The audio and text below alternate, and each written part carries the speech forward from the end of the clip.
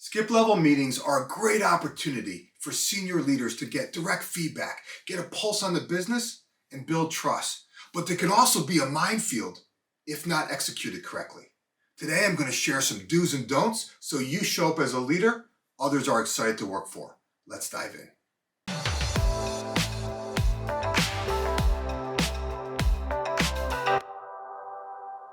Today I want to talk about skip level meetings. These are the meetings where senior leaders meet with employees who are not in their direct line of reports. See, many leaders love these meetings because there's a great opportunity to get feedback, to get a feel for what's happening on the front lines, and to build a relationship with employees who work for their leaders. But let's be real.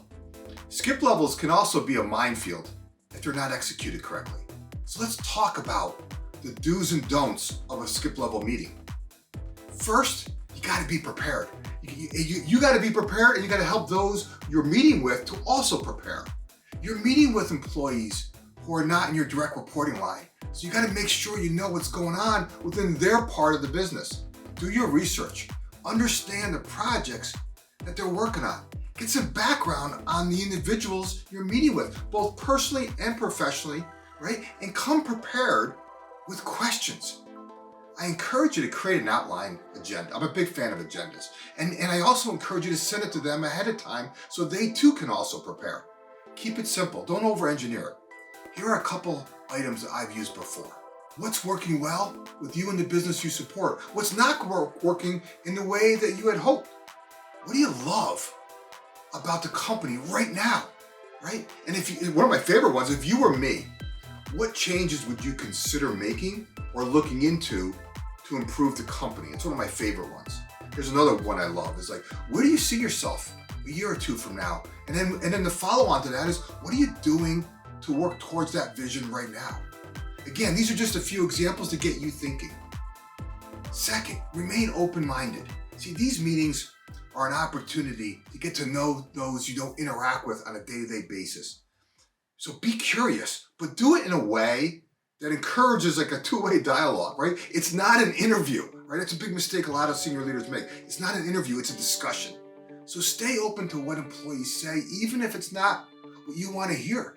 I don't know about you, but I respect those who have the courage to tell me what I need to hear, and then they do it in a way that's professional. Third, share your vision forward. I mean, listen up, executives, right? When you're in a skip level meeting, it's not about you, not just about you getting feedback, it's about you also sharing the vision forward with them. When employees know where the company is headed and how they fit in to that vision, they're more likely to be engaged, they're more likely to be motivated, and they're more likely to be committed to making it happen. But let's be honest, many leaders don't share their vision. They don't share their vision because they either think it's not important, someone doesn't want to hear it, or they don't share it because they're afraid of what employees might think. That's a mistake. See, sharing your vision is a must. Sharing your vision is important because it helps employees understand the bigger picture. It helps them frame and understand why they're doing what they're doing and how their work contributes to the overall mission or company success. It also does something really important. It builds trust. See, when employees see you being transparent and open about where you're headed or where the company is headed, they're more likely to trust you and your leadership. And when you have trust, you have a team of badasses committed to making it happen, right? So now let's flip it a little bit. Let's talk about the don'ts. First, whatever you do, don't be dismissive or get defensive.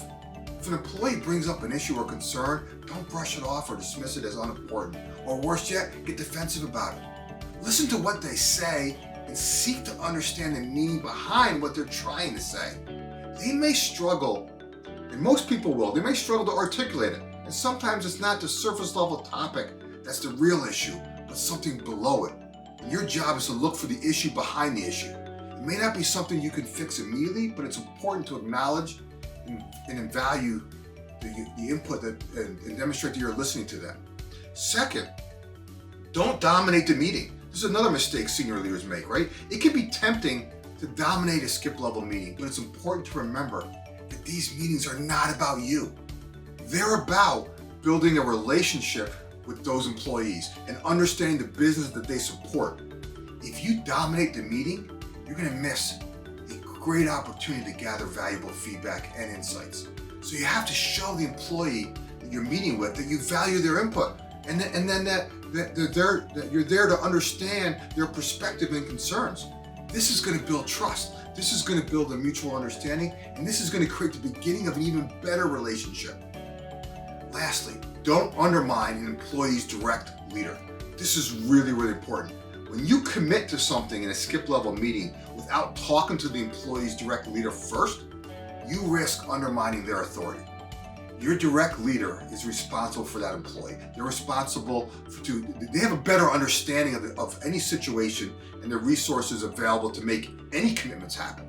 So if you commit to something in a skip-level meeting without talking to them first, you can create the perception of bypassing the chain of command, and that creates mistrust and confusion about how decisions are actually really made. See, skip-level meetings are a great opportunity for senior leaders to get direct feedback. They're a great opportunity to get a pulse on the business, and they're a great opportunity to build trust. But again, it can also be a minefield if you execute them incorrectly. It's about being a leader who is transparent, engaging, motivating, and committed to your team's success. If you're a C-level executive who wants to up-level your leadership team, take the first step and go to clevelfreedom.com, and I'll show you how to transform your leaders at every level in the organization into growth champions so you have the freedom to focus on doing what you love. Follow the link in the description and we can schedule a meeting. If you want to learn more about how to build and lead a team of badasses who others love working for, I invite you to follow the link in the description and apply for our 12-week leadership program. It's called Self 2.0. Registration for our next session is open. Just follow the link in that if you're interested. Again, if you're not at either one of these stages yet, that's cool. I'd like to buy you a copy of my book, Freedom to Experiment. How to ignite a new level of energy, focus, momentum in yourself and your team. Follow the link in the description and I'll personally sign a copy for you. Okay, if you got something out of this video, do me a favor, give it a thumbs up, drop a comment related to your business, and of course subscribe, because each week I'm sharing content to help you and your team embrace change, focus your efforts, and accelerate results. Remember this, you're just one idea away. We'll talk to you soon.